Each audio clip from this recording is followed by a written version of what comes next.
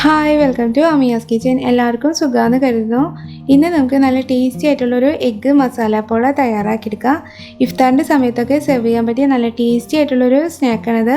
അപ്പോൾ നമുക്ക് നോക്കാം ഇതെങ്ങനെയാണ് തയ്യാറാക്കുന്നതെന്ന്. ഇത് തയ്യാറാക്കിയെടുക്കാൻ വേണ്ടിയിട്ട് നമുക്ക് ആദ്യം തന്നെ എഗ്ഗിൻ്റെ ഒരു മസാല തയ്യാറാക്കിയെടുക്കണം. അപ്പോൾ അതിന് വേണ്ടിയിട്ട് ഞാനിവിടെ ഒരു ചട്ടി അടുപ്പത്ത് വെച്ചിട്ട് അതിപ്പോൾ നന്നായിട്ട് ചൂടായിട്ട് വന്നിട്ടുണ്ട്. ഇനി അതിലേക്ക് നമുക്ക് കുറച്ച് വെളിച്ചെണ്ണ ഒഴിച്ചു കൊടുക്കാം. ഇപ്പോൾ നമ്മുടെ വെളിച്ചെണ്ണയൊക്കെ നന്നായിട്ട് തന്നെ ചൂടായിട്ട് വന്നിട്ടുണ്ട്. ഇനി നമുക്കിതിലേക്ക് ഒരു 3 മീഡിയം സൈസ് സബോള അരിഞ്ഞതും ഒരു 4 പച്ചമുളക് ചെറുതായിട്ട് അരിഞ്ഞതും പിന്നെ കുറച്ച് വേപ്പിൻ്റെ ഇലയും കൂടി ഇതിലേക്ക് ചേർത്ത് കൊടുക്കാം. അതിൻ്റെ ഒപ്പം തന്നെ നമുക്കിതിലേക്ക് ആവശ്യത്തിനുള്ള ഉപ്പും കൂടി ചേർത്ത് കൊടുക്കാം. എന്നിട്ട് നന്നായിട്ട് ഇതൊന്ന് മിക്സ് ചെയ്തെടുക്കാം. ഈ സബോളയൊക്കെ നന്നായിട്ടൊന്ന് വഴറ്റി വരണം. നന്നായിട്ടൊന്ന് സോഫ്റ്റായിട്ട് വരണ വരെ നമുക്കിത് വഴറ്റി കൊടുക്കണം. ബ്രൗൺ കളറൊന്നും ആവാൻ നിൽക്കണ്ട, നന്നായിട്ടൊന്ന് സോഫ്റ്റായിട്ട് വന്നാൽ മതി. ഇപ്പോൾ നമ്മുടെ സബോളൊക്കെ ചെറുതായിട്ടൊന്ന് വഴറ്റി വന്നിട്ടുണ്ട്. ഇനി നമുക്കിതിലേക്ക് കുറച്ച് ഇഞ്ചിയും വെളുത്തുള്ളി ചതച്ചത് ചേർത്ത് കൊടുക്കുക. ഞാനിവിടെ ഒരു ചെറിയ കഷ്ണം ഇഞ്ചിയും ഒരു 5 അല്ലി വെളുത്തുള്ളി നന്നായിട്ടൊന്ന് ചതച്ചെടുത്തതാണ്. അപ്പോൾ അതും കൂടി ചേർത്തിട്ട് നന്നായിട്ടൊന്ന് വഴറ്റി കൊടുക്കുക. ഇഞ്ചി വെളുത്തുള്ളിയൊക്കെ നന്നായിട്ട് വഴറ്റി അതിൻ്റെ പച്ചമുളകൊക്കെ മാറി വന്നിട്ടുണ്ട്. ഇനി നമുക്കിതിലേക്ക് മസാലപ്പൊടി ചേർത്ത് കൊടുക്കാം. ഞാനിപ്പോൾ ഇവിടെ ഒരു 1/2 ടീസ്പൂൺ മുളക് പൊടി എടുത്തിട്ടുണ്ട്. പിന്നെ ഒരു 1/2 ടീസ്പൂൺ ഗരം മസാലപ്പൊടി, പിന്നെ ഒരു 1/2 ടീസ്പൂൺ മല്ലിപ്പൊടി, പിന്നെ ഒരു 1/4 ടീസ്പൂൺ മഞ്ഞൾപ്പൊടിയാണ് എടുത്തിട്ടുള്ളത്. അപ്പോൾ അതും കൂടി ചേർത്തിട്ട് നന്നായിട്ട് തന്നെ ഒന്ന് വഴറ്റി കൊടുക്കുക. പിന്നെ ഈ മസാല ചേർത്ത് നന്നായിട്ടൊന്ന് വഴറ്റിയതിന് ശേഷം ഇതിലേക്ക് കുറച്ച് വെള്ളം കൂടി ചേർത്ത് കൊടുക്കുക. അധികം വേണ്ട, കുറച്ച് വെള്ളം മതി. മസാല അടിയിൽ പിടിച്ച് കരിഞ്ഞൊരു സ്മെല്ല് വരാതിരിക്കാൻ വേണ്ടിയിട്ടാണ്. അപ്പോൾ അതും കൂടി ചേർത്തിട്ട് നന്നായിട്ടൊന്ന് വഴറ്റി കൊടുക്കാം. ഇപ്പോൾ നമ്മുടെ മസാലകളൊക്കെ നന്നായിട്ട് വഴറ്റി വന്നിട്ടുണ്ട്. ഇനി ഇതിലേക്ക് നമുക്ക് കുറച്ച് മല്ലിയില ചേർത്ത് കൊടുക്കാം. മല്ലിയിലയും കൂടി ചേർത്തിനായിട്ട് നന്നായിട്ട് അതിനൊന്ന് മിക്സ് ചെയ്ത് കൊടുക്കാം. ഇപ്പോൾ നമ്മുടെ മസാലയൊക്കെ നന്നായിട്ട് തന്നെ വഴറ്റി വന്നിട്ടുണ്ട്. ഇനി നമുക്കിതിലേക്ക് എഗ്ഗ് ചേർത്ത് കൊടുക്കണം. ഞാനിപ്പോൾ ഇവിടെ ഒരു 4 എഗ്ഗ് നന്നായിട്ട് പുഴുങ്ങിയതിന് ശേഷം ചെറുതായിട്ട് കട്ട് ചെയ്തെടുത്തിട്ടുള്ളതാണ്.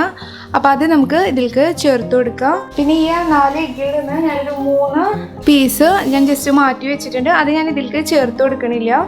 ബാക്കിയുള്ള പീസ് നമുക്ക് ഇതിലേക്ക് ചേർത്ത് നന്നായിട്ടൊന്ന് മിക്സ് ചെയ്തെടുക്കാം.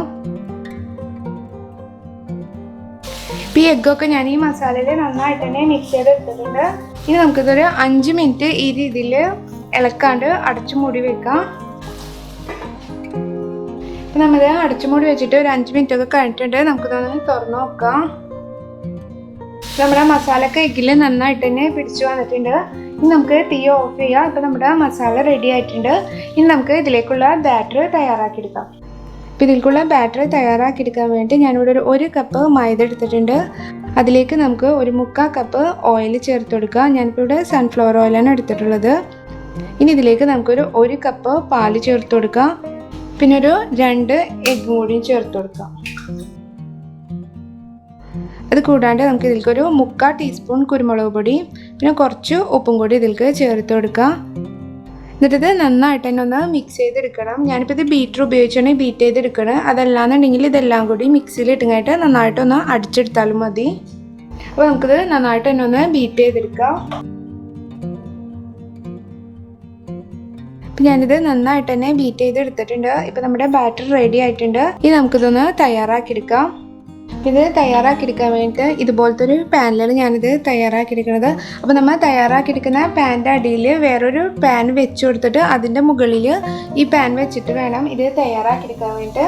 ഇനി നമുക്ക് ഈ പാനിലേക്ക് കുറച്ച് നെയ്യ് ചേർത്ത് കൊടുക്കാം. നെയ്യ് ഇല്ലാന്നുണ്ടെങ്കിൽ ബട്ടറോ അതല്ലെങ്കിൽ ഓയിലോ ചേർത്ത് കൊടുത്താലും മതി. എന്നിട്ട് ഇത് നന്നായിട്ട് എല്ലാ ഭാഗത്തേക്കും ഈ നെയ്യൊന്ന് സ്പ്രെഡ് ചെയ്ത് കൊടുക്കാം.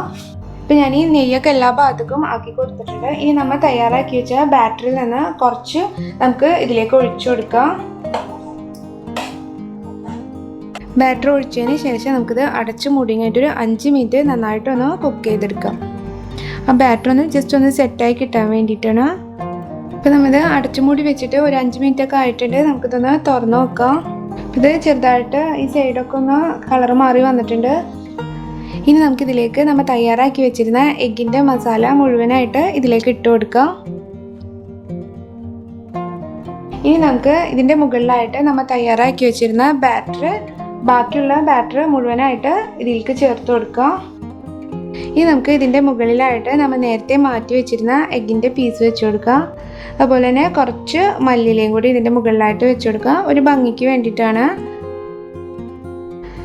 പിന്നെ ക്യാപ്സിക്കം ഉണ്ടെന്നുണ്ടെങ്കിൽ ഒരു 2-3 പീസ് ക്യാപ്സിക്കം കൂടി വെച്ച് കൊടുക്കുക, ഇല്ലാന്നുണ്ടെങ്കിൽ ഒഴിവാക്കുക. പിന്നെ ഇതിൻ്റെ മുകളിലേക്ക് കുറച്ച് കൊത്തുമുളകും കൂടി ഇട്ട് കൊടുക്കുക. എന്നിട്ട് നമുക്കിത് അടച്ചു മൂടി കഴിഞ്ഞിട്ട് ഒരു 30 മിനിറ്റ് ഏറ്റവും കുറഞ്ഞ തീയിലിട്ടിട്ട് നന്നായിട്ട് തന്നെ ഒന്ന് കുക്ക് ചെയ്തെടുക്കുക. അപ്പോൾ ഇത് കുക്ക് ചെയ്യാൻ വെക്കുന്ന സമയത്ത് ഈ ഹോള് ജസ്റ്റ് ഒന്ന് അടച്ചു കൊടുക്കുക. എന്നിട്ട് നന്നായിട്ട് തന്നെ ഇതൊന്ന് കുക്ക് ചെയ്തെടുക്കാം. ഇപ്പോൾ നമ്മളിത് കുക്ക് ചെയ്യാൻ വേണ്ടി അടച്ചു മൂടി വെച്ചിട്ട് ഒരു 30 മിനിറ്റൊക്കെ കഴിഞ്ഞിട്ടുണ്ട്. നമുക്കിതൊന്ന് തുറന്നു നോക്കാം. ഇപ്പോൾ നന്നായിട്ട് തന്നെ കുക്കായിട്ട് വന്നിട്ടുണ്ട്. ഇതിൻ്റെ മുകൾ ഭാഗം നല്ലൊരു ബ്രൗൺ കളർ കിട്ടുന്നതിന് വേണ്ടിയിട്ട് നമുക്കിതൊരു നെയ്യ് പരത്തിയൊരു പാനിലേക്ക് മറിച്ചിട്ടുങ്ങായിട്ട് നന്നായിട്ട് ഒന്നും കൂടി ഒന്ന് കുക്ക് ചെയ്യണം. അതിൻ്റെ അടിവശമൊക്കെ നന്നായിട്ട് തന്നെ കുക്കായിട്ട് വന്നിട്ടുണ്ട്. ഇനി ഇതിൻ്റെ മുകൾ ഭാഗം കൂടി നല്ലൊരു ബ്രൗൺ കളർ ആവണ വരെ നമുക്കിതൊന്ന് കുക്ക് ചെയ്തെടുക്കാം. ഇപ്പോൾ ഇത് റെഡി ആയിട്ടുണ്ട്. നമുക്കിത് വേറൊരു പാത്രത്തിലേക്ക് മാറ്റി കൊടുക്കാം. ഇപ്പോൾ നമ്മുടെ എഗ്ഗ് മസാല പോള റെഡി ആയിട്ടുണ്ട്. ഇത് വളരെ ടേസ്റ്റി ആയിട്ടുള്ളൊരു സ്നാക്കാണ്. ഇഫ്താറിൻ്റെ സമയത്തായാലും അതല്ലാത്തപ്പോഴായാലും സ്പെഷ്യലായിട്ട് തയ്യാറാക്കിയെടുക്കാൻ പറ്റുന്ന നല്ല ടേസ്റ്റി ആയിട്ടുള്ള സിമ്പിളായിട്ടുള്ളൊരു സ്നാക്കാണ്. പറ്റുകയാണെങ്കിൽ എല്ലാവരും ഇതൊന്ന് ട്രൈ ചെയ്ത് നോക്കിയിട്ട് നിങ്ങളുടെ അഭിപ്രായം അറിയിക്കുക.